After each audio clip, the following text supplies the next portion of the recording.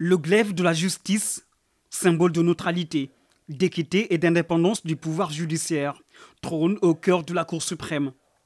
En ce jour solennel de rentrée des cours et tribunaux, le président de la République, président du Conseil supérieur de la magistrature, fait observer une minute de silence en la mémoire des victimes de la tuerie de Boffa.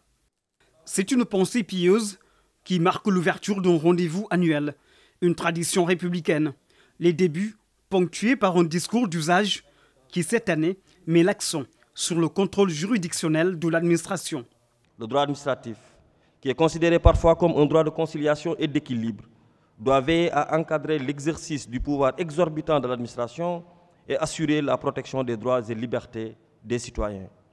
Pour ce faire, il faut promouvoir l'accessibilité et l'intelligibilité de la loi afin de permettre aux populations pour lesquelles l'administration a été instituée de mieux connaître leurs droits ainsi que les garanties qui leur sont offertes. Le contrôle juridictionnel de l'administration, un thème qui tire sa pertinence des relations parfois heurtées entre le citoyen et les pouvoirs publics. Il s'agit, dans un système d'état de droit, de prémunir l'administré contre l'arbitraire. C'est une question d'équité. La justice doit demeurer neutre et impartiale grâce à une indépendance garantie et un contrôle limité. Le droit administratif est certes un droit d'équilibre. Mais la valeur du contrôle juridictionnel de l'administration se mesure quant à elle à sa capacité face aux privilèges et prérogatives de l'administration à garantir aux citoyens la protection de leurs droits fondamentaux. La modernisation de la justice, c'est aussi mettre en place un cadre d'expression optimal pour les avocats. À ce niveau, le président de la République a beaucoup fait pour l'ordre des avocats. Preuve en est, l'école des avocats sera construite toute cette année à Diamniadio et la présence des conseils à la police et à la gendarmerie devient de plus en plus une réalité. Deux promesses du chef de l'État qui se réalisent. Le barreau qui constate avec satisfaction que vos promesses ne restent jamais lettre morte vous exprime par ma voix toute sa reconnaissance. Au nom de toute la famille judiciaire, le président de la Cour suprême a souligné l'exigence d'un contrôle juridictionnel de l'administration. Il remplit une fonction de protection du citoyen qui a droit au recours avec un caractère objectif. Pour l'année judiciaire écoulée, les 57 décisions de justice rendues par la Cour suprême ont tenu compte des libertés et droits individuels en veillant à l'équilibre. C'est cela, le rôle du juge indépendant. Toujours placé au carrefour d'impératifs contradictoires, le juge doit en effet défendre la liberté du citoyen, le protéger contre l'administration, sans mettre en cause la sauvegarde de l'ordre public. Il est donc simultanément gardien des droits et libertés garantis par la Constitution et gardien de l'ordre public.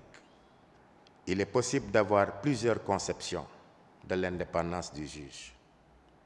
Mais en définitive, un magistrat indépendant est un magistrat compétent, impartial et intègre. Aussi, comme une balance, symbole de la justice, il est de notre responsabilité de premier plan de toujours assurer l'équilibre entre nos pouvoirs et nos devoirs. Une réflexion qui fait ressortir une question centrale, l'accès à la justice. À ce niveau, le chef de l'État, président du Conseil supérieur de la magistrature, a réitéré son attachement à l'état de droit, au respect par tous de la loi et au principe de séparation des pouvoirs. Avec le président Macky Sall, il n'y a pas de sujet tabou, surtout sur la réforme de la justice. Je suis, quant à moi, ouvert à toute proposition sur la modernisation de la justice et sur l'indépendance de la magistrature, y compris sur la question qui revient d'ailleurs souvent, hélas, dans la presse, que c'est un sujet qui devait être traité par les professionnels. Sur le Conseil supérieur de la magistrature, il n'y a pas de tabou, pourvu que la réflexion soit inclusive et qu'elle profite à la justice et à son indépendance. Aucun sujet tabou et je suis prêt à aller le plus loin possible pour la modernisation de notre justice. Une justice efficace, accessible et performante, en triptyque, en phase avec une réelle volonté de moderniser le système judiciaire sénégalais pour notamment réduire la durée du traitement des contentieux. Et parfois, certains contentieux peuvent mettre en péril la continuité du service public. J'estime qu'il est nécessaire d'assurer une protection à l'État, aux collectivités locales et aux établissements publics contre l'exécution forcée des décisions de justice afin de préserver l'impératif de continuité du service public. En effet, imaginez la situation où le Trésor public verrait ses comptes bloqués ou saisis par un créancier. Qu'est-ce qui va se passer? Trésor public.